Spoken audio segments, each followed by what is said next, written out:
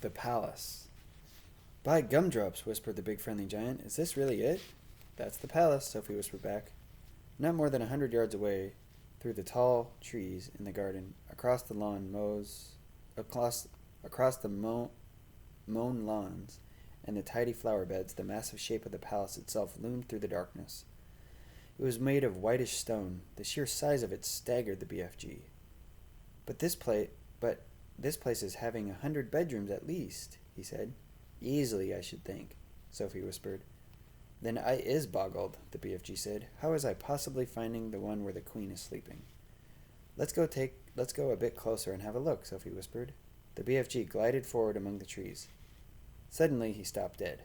The great ear in which Sophie was sitting began to swivel around. Hey, Sophie whispered. You're going to tip me out. Shh, the BFG whispered back. I is hearing something. He stopped behind a clump of bushes. He waited. The ear was still swinging this way and that. Sophie had to hang tight to the side of it to save herself from tumbling out. The BFG pointed through a gap in the bushes, and there, not more than 50 yards away, she saw a man paddling swiftly across the lawn. He had a guard dog with him on a leash. The BFG swayed as still as a stone. So did Sophie. The man and the dog walked on and disappeared into the darkness. You was telling me there was no soldiers in the back garden, the BFG whispered. He wasn't a soldier, Sophie whispered. He was some sort of watchman. We'll have to be careful. I is not too worried, the BFG said.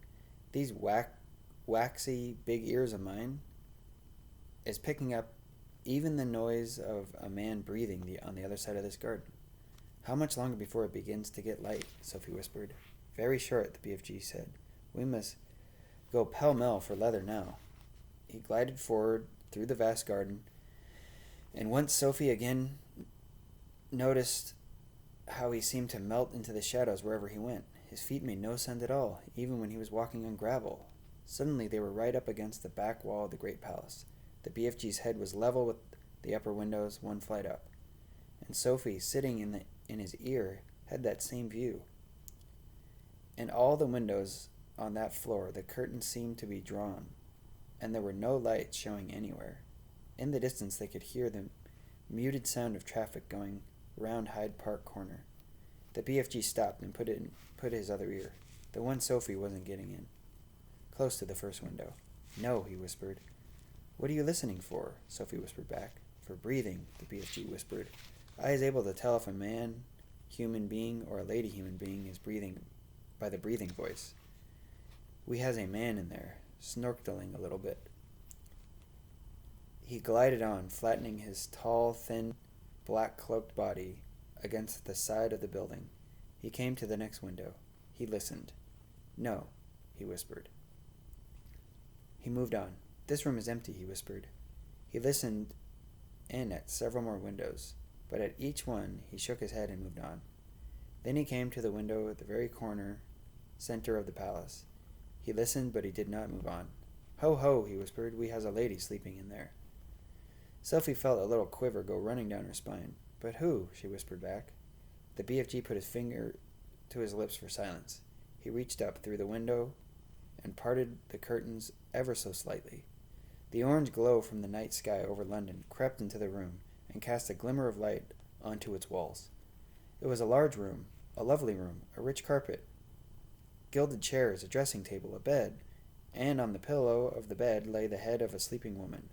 Sophie suddenly found herself looking at the face she had seen on stamps and coins and in the newspapers all her life. For a few seconds she was speechless. Is that her? The BFG whispered. Yes, she whispered back. The BFG wasted no time. First, and very carefully, he started to raise the lower half of the large window. The BFG was an expert on windows. He had opened thousands of them over the years to blow his dreams into the children's bedrooms. Some windows got stuck, some were wobbly, some creaked. He was pleased to find that the queen's window slid upward like silk. He pushed the lower half as far as it would go so as to have a place on the sill for Sophie to sit. Next, he closed the crack in the curtains. Then, with a finger and thumb, he lifted Sophie out of his ear and placed her on the window ledge with her legs dangling just inside the room. But behind the curtains, Now, don't you go tiptoeing backwards, the BFG whispered. You must always be holding on tight with both hands inside the windowsill. Sophie did as he said. It was summertime in London, and the night was not cold, but don't forget that Sophie was wearing only her thin night tie. She would have given anything for a dressing gown. Not just to keep her warm, but to hide the whiteness of her night tie from the watchful eyes of the garden below. The BFG was taking his glass jar from the pocket of his cloak. He unscrewed the lid. Now very cautiously he poured the precious dream into the wide end of his trumpet. He steered the trumpet through the curtains, far into the room, aiming it at the place where he knew the bed to be. He took a deep breath. He puffed out of his cheeks, and poof, he blew. He was now withdrawing the trumpet, sliding it out very, very carefully like a thermometer.